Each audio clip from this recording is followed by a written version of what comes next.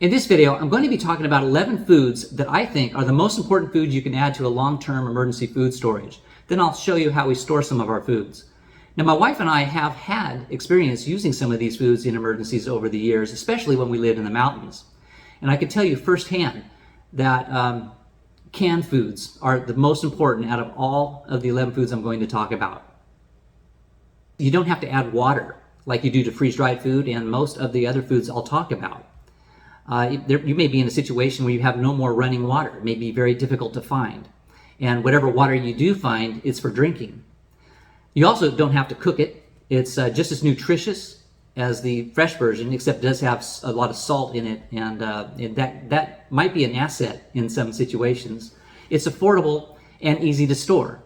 Also, it can store for a long time. The USDA says most shelf-stable foods are safe indefinitely. In fact, canned goods will last for years as long as the can itself is in good condition, no rust, dents, or swelling. I also read that they're good up to 5 years or more on the USDA site. Higher acid foods like tomatoes, fruits, pickles react with the metal in the cans. And over several years, this can cause texture and taste changes, eventually resulting in food that's less nourishing. They suggest replacing them in 18 months.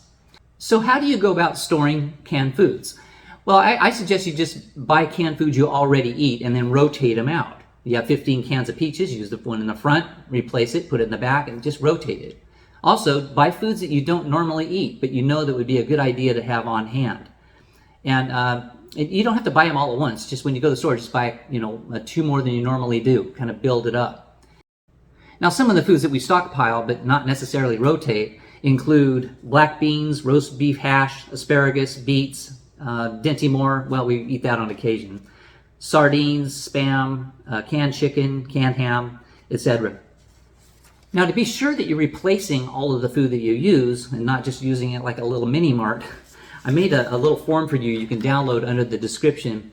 I call it a food rotation chart. Now, all you do is you just list out all of your canned foods in alphabetical order if you can, because it's just easier to find. And then as you use them, just make a little mark next to it. And then next time you go to the store, you just take a look at this little chart and find out what you need to buy to replace those cans. And replace them and then just erase the marks and then start over. The second and third foods are beans and rice. Now I'm including these together because when you eat them together, you're getting all 9 amino acids that make up a complete protein. And that's very important, especially if you don't have meat in your supplies. You get about 12 grams of protein per cup. It's very nutritious. You also get vitamin B1, B2, B3, B6, B9, E, K, folic acid, fats, carbs, fiber, calcium, iron, potassium, magnesium, and zinc, and more. Very, very healthy food. Now we store our beans in Mylar bags. You can vacuum seal them as well, but we just choose Mylar bags. We buy 1 pound to 1.5 pound bags of beans and then pour them into a 1 quart Mylar bag. And then we add a 300 cc oxygen absorber and then try to remove the air and then seal it with a flat iron. You can use a regular iron as well. Then we just place it in a 5-gallon container and seal it with a lid. It should be able to store for a good 20 or 30 years that way. Now we store our white rice the same way we store our beans, in a 1 quart Mylar bag with a 300 cc oxygen absorber, remove some air, and then seal it with a flat iron, and then put it into a 5-gallon container and seal the lid. It lasts years like that. Don't use brown rice because it has more oils in it and it'll go rancid a lot faster. Now some people use 2-liter bottles to store their white rice. Just make sure you clean it out and dry it up really well first.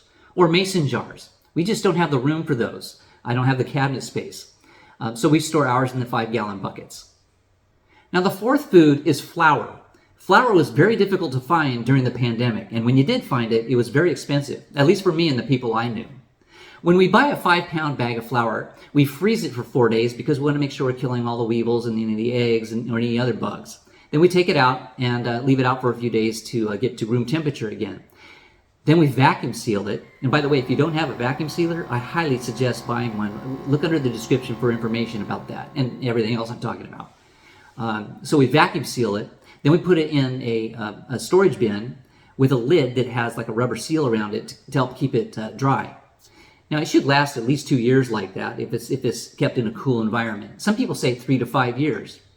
Now, if you're not interested in making bread, please consider at least learning how to make flatbread. It's the oldest bread known to man. They've been making it for over 14,000 years, and if they can make it that long, you can probably do it in your kitchen. It's water, flour, salt, flatten it up, put it in a frying pan. Some spices if you want. I have a link above that shows you how to make it. Also, hardtack. That's another really good bread, or it's more like a biscuit. But it's water, flour, salt, very easy to make, and you should probably make a lot of this before a crisis. And you can see a link above on how to make that. And finally, for leavened bread, just learn how to make an artisan bread. It's very easy. You can make it at lunch and have it for dinner. No kneading involved. Takes a little yeast, which also can last a couple of years.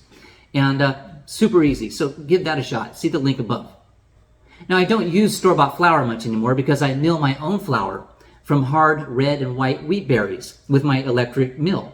And I also have a manual one stored in the attic. And I just bake my own bread. It's very easy to do and it's very nutritious. Freshly milled flour contains 40 of the 44 nutrients needed to sustain life. It's a good source of vitamins, minerals, proteins, carbs, and fats, and so on. And so it's a great survival food.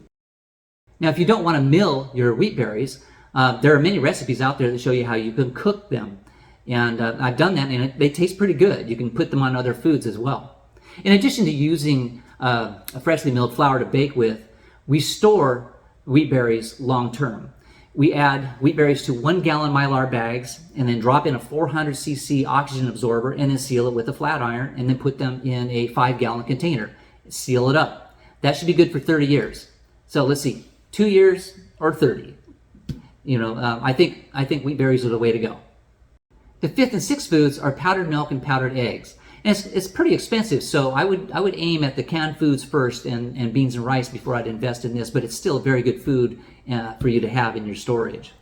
The Augustin Farms Country Fresh non-fat powdered milk is vitamin A and D fortified, has calcium, potassium, and vitamin C.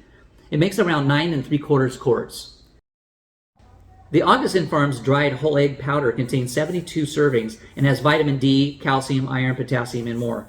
Unopened shelf life up to 10 years. Now, the 7th category is pasta. Now, pasta, along with flour, was also very difficult to find during the pandemic. Now, that's because it's inexpensive, has nutritional value, and has a long shelf life. I think 1.5 or 2 years. The best to use by date. And for us, what we do is we put it, just like everything else, in Mylar bags and drop in that oxygen absorber and seal it up with a flat iron and put it in a 5-gallon bucket and seal it up with a lid. And it should store for 25 years, no problem. The 8th food is salt. It's a mineral, but I'm going to call it a food. Now, you need salt in order to live and to preserve foods. You probably heard that in ancient Africa, they would trade a pound of salt for a pound of gold. This is true. In West Africa, Ghana, they had a lot of gold. But not much salt. And in other parts of Africa, they lived near salt mines. They would get slabs of salt and trade. They probably saved a lot of lives doing that. And in a survival situation that you might find yourself in, you may not have enough salt in your diet. It just depends what you're trying to survive on. And salt isn't easy to come by once it's gone. As far as I know, the only way you can get it is mining it or evaporating seawater. So it's a great barter item as well, and very necessary. The kind of salt we have is Morton canning and pickling salt. We like this salt because it's just pure salt. There's nothing else added, so it'll last forever. We just keep it in the original boxes and put it in a 5-gallon bucket, seal it up, and it's good to go. The 9th food is granulated sugar and or honey. Now, these are actually not foods, they're carbohydrates, but I'm going to call them foods. Very important part of your storage. They do provide calories, they provide energy, and it's a comfort food. Now, honey has medicinal properties as well, and it's easy to store. Just put it in your pantry. Don't put it in the refrigerator. Don't put it in a box. Just store it. It'll last forever. The 10th food is meat. We store our meat in a 7 cubic foot chest freezer that's minus 13 degrees 24/7. We wrap our meat in freezer paper and then vacuum seal it, and we've never had a problem. There are 2 ways we store our meat. On top, we have meats that we rotate out. So in fact, we don't even eat fresh meat. If we want hamburger for tomorrow night, we just pull it out right here from the right side. That's where the hamburger is. Put it in the refrigerator, let it thaw out, and eat it. Then we replace the meat, we put it in the back, and it rotates forward. Same with the chicken. We have chicken tenders we cut ourselves on the left side, and and rotate them. And we have other meats underneath as well. 3 to 4 months worth rotation, no difference in the taste between meat, that's fresh right from the store and this frozen meat. On the bottom we have long-term meat storage. There's meat down here that's a year and a half old, and we rotate it out on occasion. I don't notice much of a difference in taste too much, but most of the time I don't notice at all, actually. My wife notices it a little bit. Texture is a little bit different sometimes, and the color, but it's going to last indefinitely like this at this temperature. Now, if the power goes out, we have solar panels and portable power stations. I can keep this thing going for a long time. But if you don't have solar panels and that kind of a setup, then, or if I'm in a setup and mine doesn't work and it just goes on too long, what I would do is you just have to let it thaw out, let the meat thaw out, and cook it up. And then if you can't eat all of it, then trade some for non-perishable food. Or you can just let it thaw out and preserve your own meat. So that's what I would do with the salt that we have. I would just salt some of the meat we have and then cure it. You can can it, you can smoke it, dry it out. There's just other ways you can preserve it. And there are a couple books here I wanted to share with you. One is the River Cottage Curing and Smoking Handbook, and then How to Cure and Preserve Beef, Pork, Poultry, Fish, and Wild Game. These are two really good books that show you how to preserve meats. Or if you don't have a freezer to start with, you can just learn how to do that. It's kind of a cool hobby, actually. The 11th food is freeze-dried food. Now, freeze-dried food's great. We have freeze-dried food, but it is expensive. So again, I would buy all the other things I was talking about before I'd invest in freeze-dried food, and you do need water. So to me, canned goods are a priority. This is part of our 1-year Wise Food storage. We bought it about 2012 or 2014. This is part of our 3-month Legacy Food storage, and we bought this about 3 years ago. We tasted the Wise Food about a year ago, and it wasn't too bad, but we like the taste of the Legacy Food better. 3 points I want to make before signing off. 1, you might want to start collecting vegetable garden seeds. 2, start storing vitamins, multivitamins. And then finally, you might consider growing orange, lime, or lemon trees. You might need that vitamin C. You could end up on a diet of some kind in an SHTF situation that doesn't have enough vitamin C and you don't want scurvy. So you might think about planting some trees. Thank you for taking the time to watch my video. I really appreciate it. If you liked it, please hit like and share it, and don't forget to subscribe. Thank you again, and y'all have a great day.